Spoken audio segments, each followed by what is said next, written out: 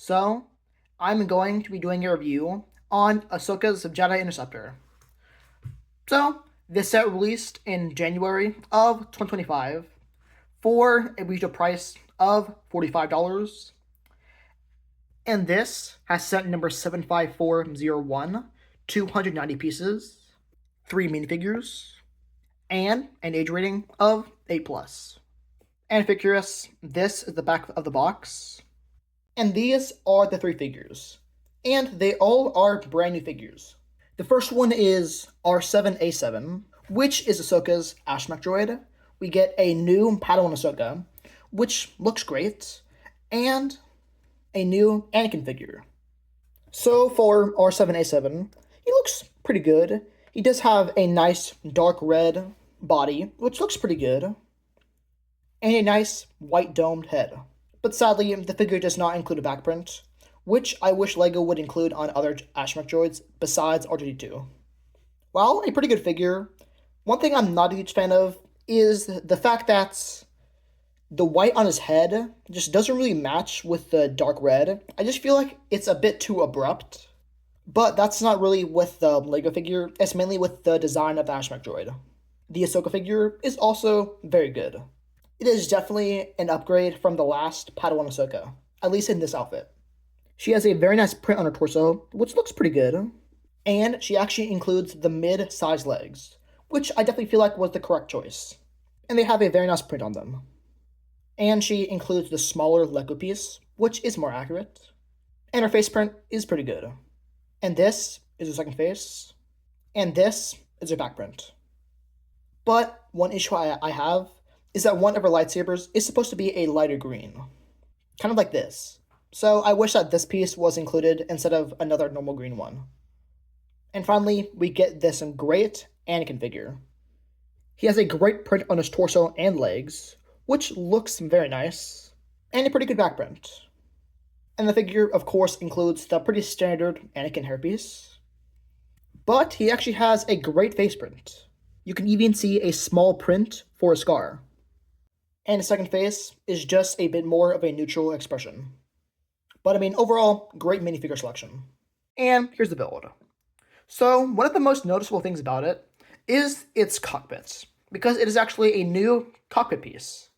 And I mean, it looks great. It is in the brand new transparent gray color, which I do like a lot.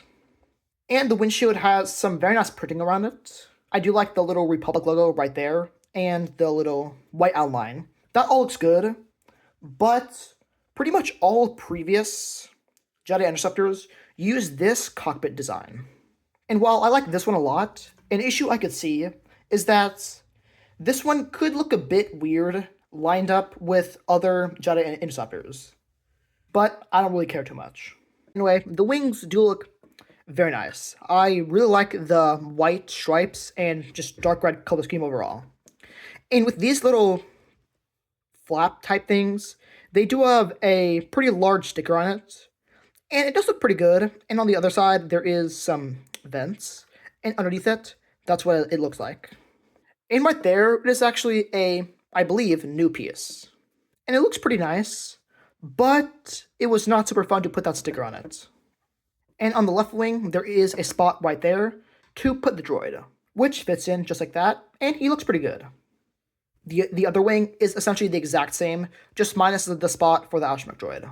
And there are those little front spire type things, and they do look pretty nice. As we make our way to the back, you can see 2 blue thrusts, which look very nice, and 2 spring-loaded shooters. And we all know how those work. You just push down on the back and then they fire.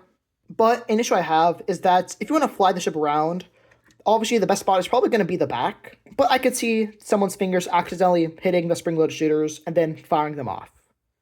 And this is the bottom of the ship. It's not nearly as pretty as the top, but you could see right there is where they put the astromech droid. And they have a similar looking piece, just fill it in. And you can see the other 2 little wing flaps, which also have stickers on them. And the front of the ship does use that piece, which actually looks extremely similar to the windshield on the TIE Bomber, but it is slightly different and in a different color. And as you might have seen, you can of course lift this whole thing up to put Ahsoka in. They do actually use a unique sticker piece, which looks pretty nice. And I mean, overall, the inside just looks pretty clean. You can, of course, put Ahsoka in and close it.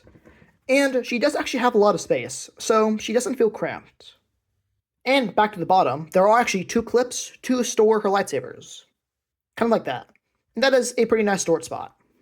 Put the ship into its flight mode.